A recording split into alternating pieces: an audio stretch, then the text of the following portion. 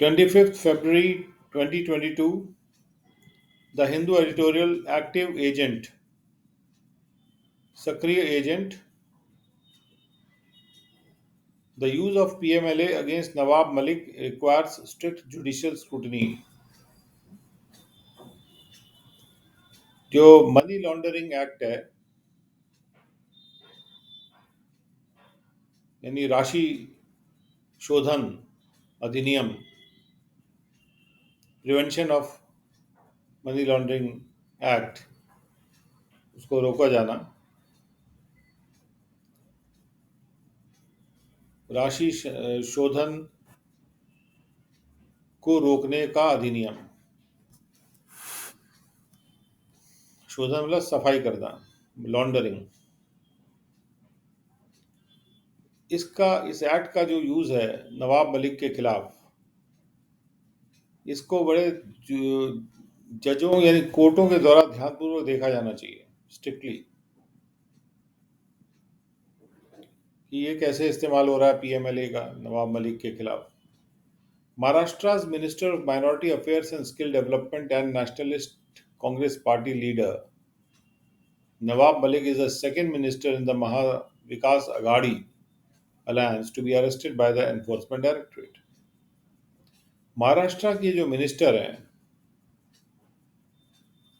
Minority affairs और skill development के, और जो एनसीपी के लीडर हैं नवाब मलिक, एनसीपी पार्टी के लीडर, वो दूसरे मिनिस्टर हैं महाविकास अघाड़ी के का जो अलायंस है, अलायंस मतलब जो मिल के बना है कई लोगों के द्वारा, जिनका अरेस्ट किया गया है एनफोर्समेंट डायरेक्टरेट के द्वारा. The case against Mr. Malik pertains to a transaction in 1999 in which a property was sold to one of the companies belonging to him for a price ostensibly much lower than its actual worth. Mister Malik के खिलाफ जो case है ये एक ऐसे transaction से संबंध रखता है जो कि 1999 का ट्रांजैक्शन है, लेन देन है, जिसमें एक प्रॉपर्टी थी जो उसको कि नवाब मलिक की कंपनियों में से एक कंपनी को बेच दिया गया था एक ऐसे दाम पे जो कि दिखने में उसके सही में जो मूल्य था उससे काफी कम था. The Additional Solicitor General alleged that there was enough evidence to make a case under the Prevention of Money Laundering Act. Additional solicitor general जो कि सरकार को रिप्रेजेंट करते हैं कोर्ट ऑफ लॉ में, उन्होंने ये इल्ज़ाम लगाया कि पर्याप्त सबूत था prevention of money laundering act के तहत केस बनाने का. The ED has also alleged that the property sale was done by an individual, Salim Patel, an associate for Dawood Ibrahim's sister Hasina Parker, since deceased. Enforcement directorate ने ये भी allegation लगाया कि जो प्रॉपर्टी सेल थी वो एक individual के द्वारा की गई थी जो जिसका नाम था सलीम पटेल, जो कि दाऊद इब्राहिम की बहन हसीना पारकर का साथी था. हसीना पारकर जो तब से मर चुकी है. Mr. Malik's advocate has argued that the power of attorney for the property sale was made in 1999, much before the PMLA came into force, and that there is no retrospective action in criminal law. Mister Malik के advocate ने ये बहस की कि जो property cell का power of attorney दिया गया था, यानी उसका प्रॉपर्टी सेल करने के लिए जो पावर दिया गया था लॉ के अंतर्गत सलीम पटेल को, वो 1999 में दिया गया था और पीएमएलए के फोर्स में आने से बहुत पहले की बात है. और पीएमएलए जैसी क्रिमिनल लॉ जो है उसके अंतर्गत जो कोई रेट्रोस्पेक्टिव एक्शन नहीं लिया जा सकता, यानी कि जब लॉ फोर्स में नहीं थी उसके पहले के समय का कोई एक्शन नहीं अलाउड है उसमें, पहले के घटना के ऊपर कोई एक्शन अलाउड नहीं है. It should be noted that Mr. Malik has been vocal in his criticism of agencies such as NCB and the way they have conducted investigations against individuals in Mumbai. ये note करने लायक है note किया जाना चाहिए कि mister Malik काफ़ी वाचाल रहे हैं, बोलते रहे हैं अपने आलोचना में ऐसी एजेंसीज के जैसे कि नारकोटिक्स कंट्रोल ब्यूरो है, और जिस प्रकार से उन्होंने अन्वेषण का कार्य किया है मुंबई में इंडिविजुअल्स के खिलाफ, उस पर वो वाचाल रहे हैं। Unlike the case with former Home Minister Anil Deshmukh, who resigned after his arrest last year, the NCP and its chief Sharad Pawar have ruled out Mr. Malik's resignation, alleging that this is an attempt by the BJP to destabilize the MVA government. उस case की तरह नहीं है जबकि पहले भूतपूर्व home minister जो थे महाराष्ट्र के अनिल देशमुख, जिन्होंने रिजाइन कर दिया था, इस्तीफा दे दिया था अपने पिछले साल के अरेस्ट के बाद, जो एनसीपी और उसके जो चीफ हैं शरद पवार, उन्होंने मिस्टर मलिक के रेजिग्नेशन को रूल आउट कर दिया है कि वो रिजाइन नहीं करेंगे, ये इल्ज़ाम लगाते हुए कि ये बीजेपी की एक कोशिश है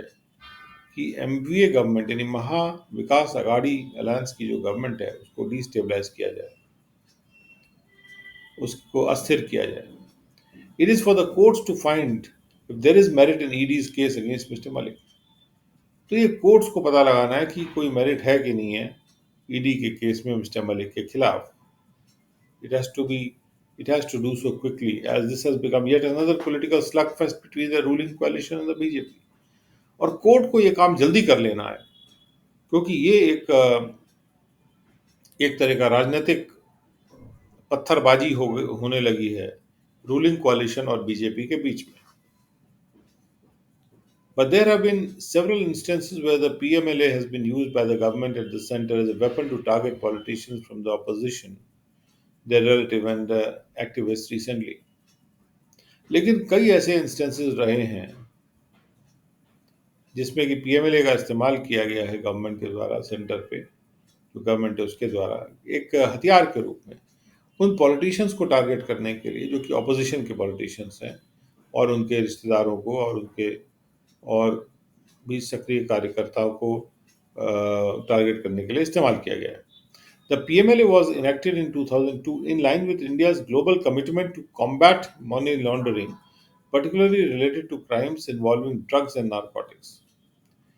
पीएमएलए को 2002 में इनेक्ट किया गया था, यानी अधिनियमित किया गया था। भारत का जो वैश्विक कमिटमेंट था कि हम मनी लॉन्ड्रिंग को कॉम्बैट करेंगे, उसका सामना करेंगे लड़के, खास तौर पे उन क्राइम्स से रिलेटेड मनी लॉन्ड्रिंग को जो कि ड्रग्स या नारकोटिक्स में शामिल है।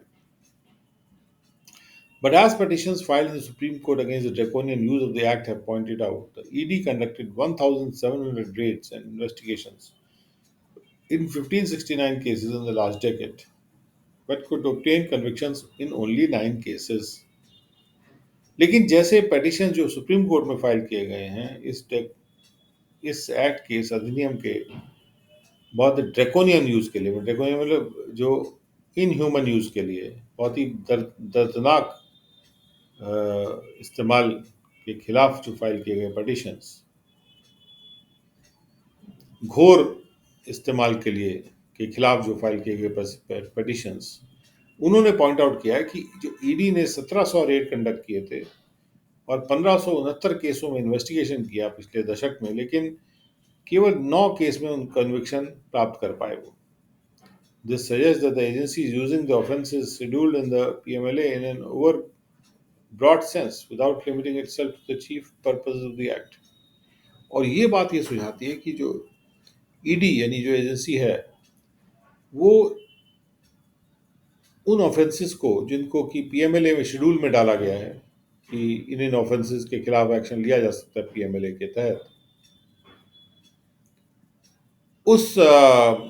ऑफेंसेस की लिस्ट को एक ज़्यादा ही विस्तृत सेंस में ईडी यूज़ कर रहा है, बिना अपने आप को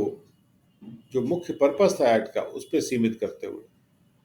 Meanwhile, as the petitioners in the case against the PMLA's use have argued in the Supreme Court,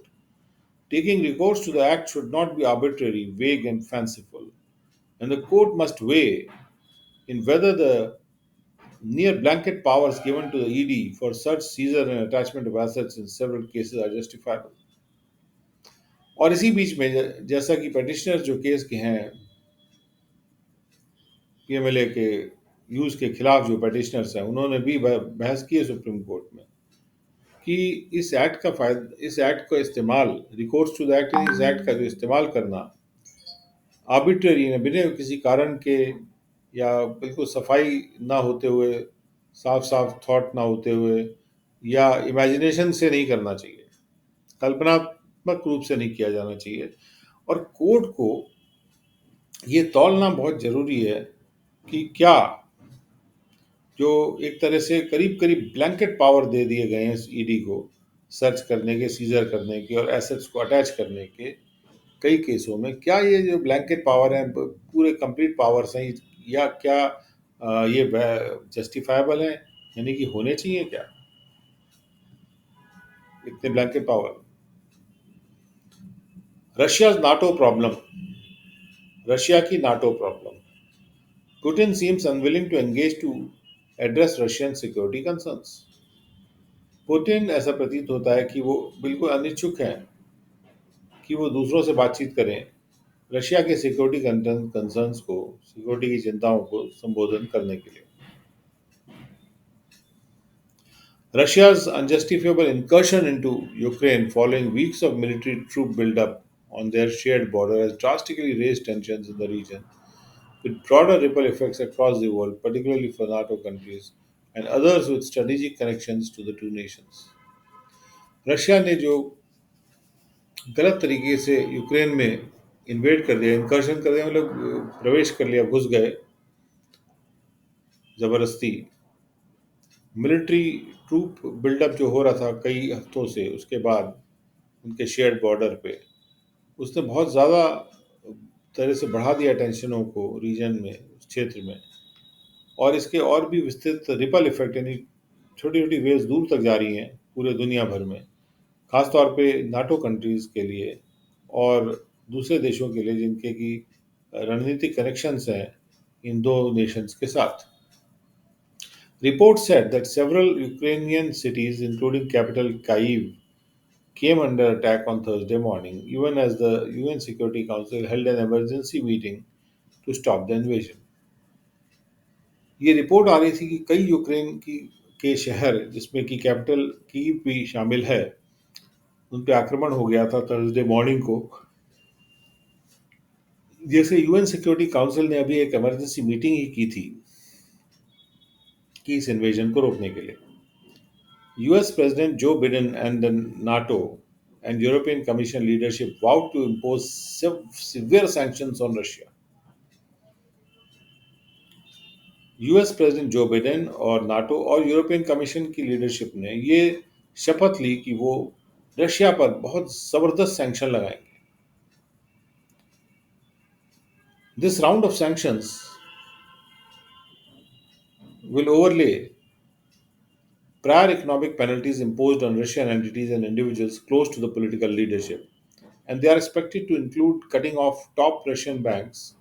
from the financial system, halting technology exports, and directly targeting the Russian president. ये जो sanctions का round है, ये उसके ऊपर आएगा जो पहले से इकोनॉमिक पेनल्टीज लगा दी गई थी रशियन एंटिटीज पे और रशियन इंडिविजुअल्स पे जो कि पॉलिटिकल लीडरशिप के क्लोज थे। और इन सैंक्शंस में ये अपेक्षा ये है कि इसमें ये बातें शामिल होंगी कि जो टॉप रशियन बैंक्स हैं उनको फाइनेंशियल सिस्टम से कट किया जाएगा। जो अंतर्राष्ट्रीय फाइनेंशियल सिस्टम है उससे टॉप रशियन बैंक्स को कट कर दिया जाएगा। टेक्नोलॉजी के जो एक्सपोर्ट्स किए जा रहे हैं रशिया को, वो रोक दिए जाएंगे और सीधे सीधे रशियन प्रेसिडेंट को टारगेट किया जाएगा। यानी रशियन प्रेसिडेंट को इकोनॉमिकली वीक बनाने की कोशिश की जाएगी।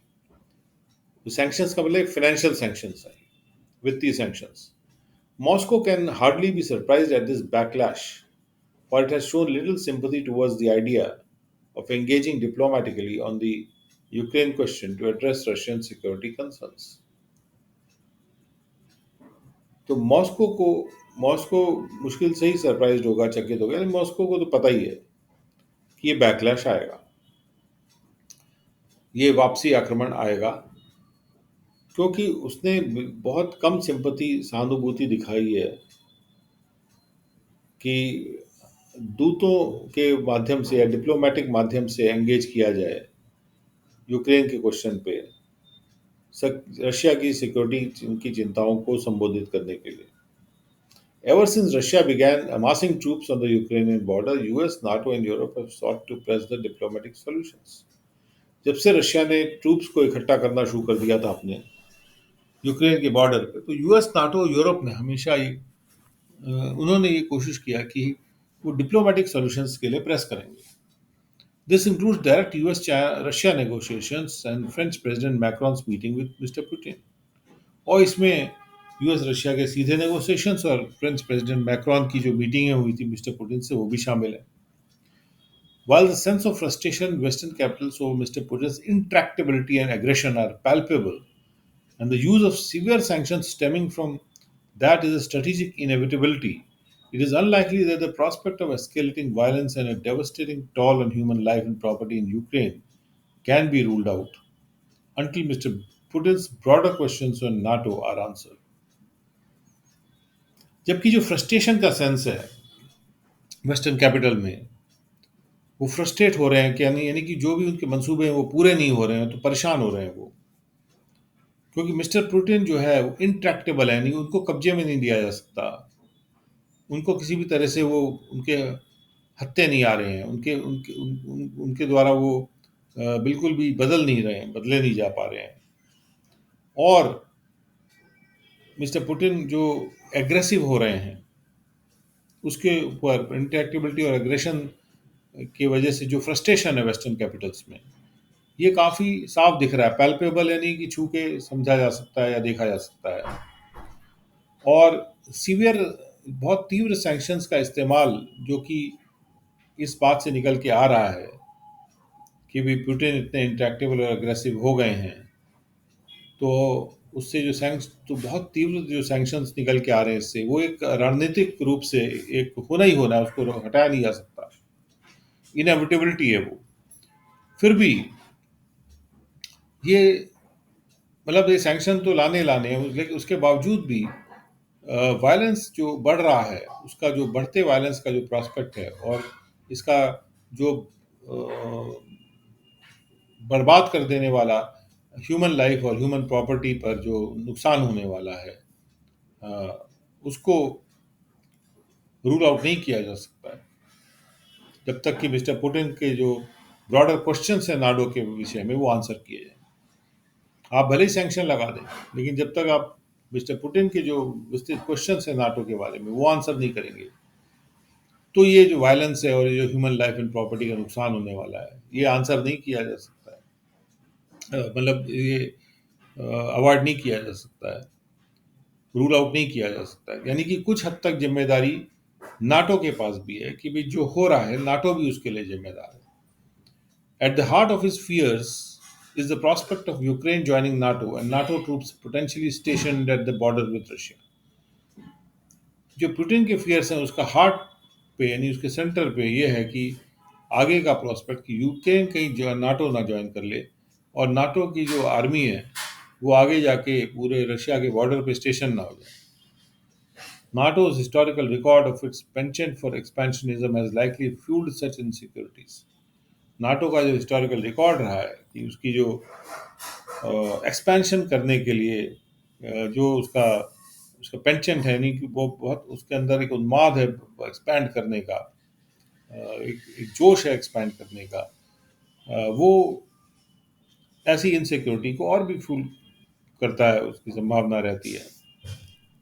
After the dissolution of the former Soviet union, the eastern Europe military alliance NATO and Russia in 1997 signed the Founding Act on Mutual Relations, Cooperation and Security. जब farmer यानी पूर्व Soviet union का dissolution हो गया था, तो उसके बाद eastern European military alliance NATO और रशिया ने 1997 में एक फाउंडिंग एक्ट साइन किया था जो कि आपसी रिलेशंस, आपसी कॉपरेशन और सिक्योरिटी के विषय पे था. Disregarding the spirit of this agreement, NATO quietly underwent 5 rounds of enlargement during the 1990s, pulling former Soviet Union countries into its orbit. इस एग्रीमेंट की स्पिरिट को डिसरिगार्ड करते हुए, उसको नजरअंदाज करते हुए, नाटो ने चुप्पे चुप्पे 5 राउंड बढ़त के किए 1990s के दौरान। उसमें जो पुराना सोवियत यूनियन के जो कंट्रीज थे, उन्होंने उनको अपने ऑर्बिट में पुल कर लिया। Cooperative exchanges, communication hotlines, and Cold War fail-safes such as arms control verification have fallen by the wayside, even more since Russia's annexation of Crimea in 2014. तो जो कोऑपरेटिव एक्सचेंजेस हैं नाटो और रशिया के बीच में, जो कम्युनिकेशन की हॉटलाइनें हैं, या कोल्ड वॉर के टाइम के जो फेल सेफ मेजर्स लिए जाते हैं कि अचानक ओपन वॉर ना शुरू हो जाए, कोल्ड वॉर भले ही चलती रहे, और कोल्ड वॉर के दौरान एक फेल सेफ अरेंजमेंट किए जाते हैं कि आर्म्स कंट्रोल वेरिफिकेशन एक दूसरे का होता रहेगा, जिससे कोई भी अपने बहुत ज़्यादा हथियार ना बना ले। ये सारे जो मेजर्स थे, जो कि उस एग्रीमेंट फाउंडिंग एक्ट में का भी पार्ट थे, वो साइड में हट गए, fallen by the way side. और भी ज़्यादा जब से रशिया का ने क्रीमिया का एनेक्सेशन कर लिया था 2014 में, क्रीमिया को मिला लिया था अपने आप में।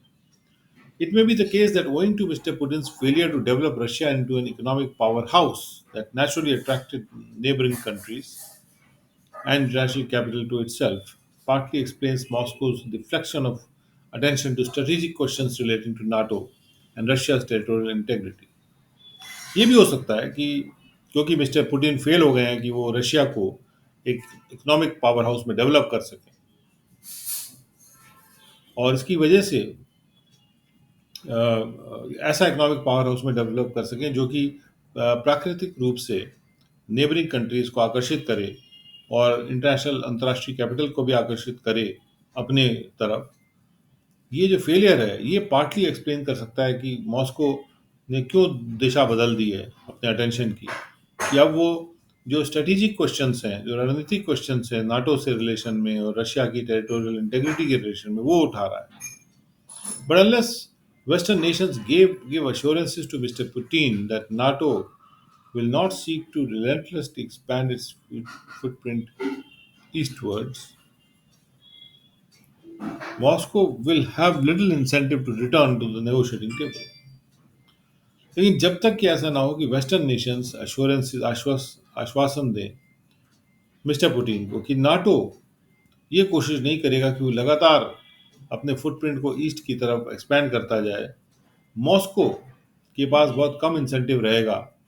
कि वो फिर से नेगोशिएटिंग टेबल पे वापस आए, बातचीत की टेबल पे वापस आए। But Russia and mister Putin must realise that war is not the means to